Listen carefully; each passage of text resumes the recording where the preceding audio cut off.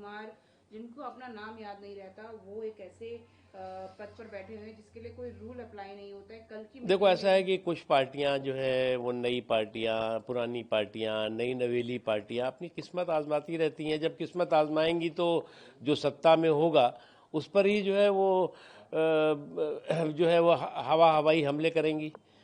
तो इस तरह के हवा हवाई हमले करने वाले जो है वो चुनाव में जनता का जब जनादेश देती है तो खुद हवा हवाई हो जाते हैं।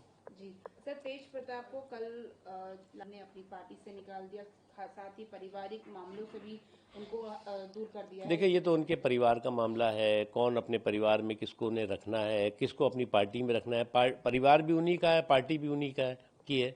लेकिन हमें तो यही कह सकते हैं कि अजीब दास्तां है ये, कहाँ शुरू कहाँ ख़त्म, ये मंजिलें हैं कौन सी, ना वो समझ सके ना हम, तो चलने दीजिए।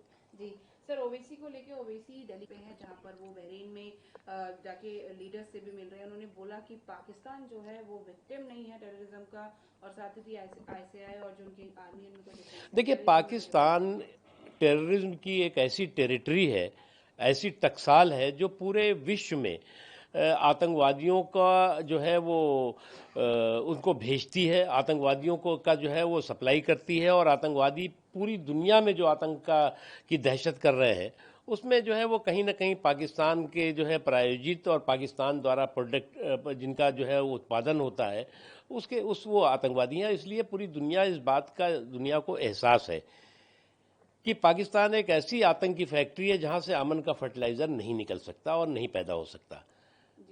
आज दुनिया इस बात को जानती है और हमारा डेलीगेशन भी इस बात को फिर से एक बार एहसास दिला रहा है पूरे विश्व को।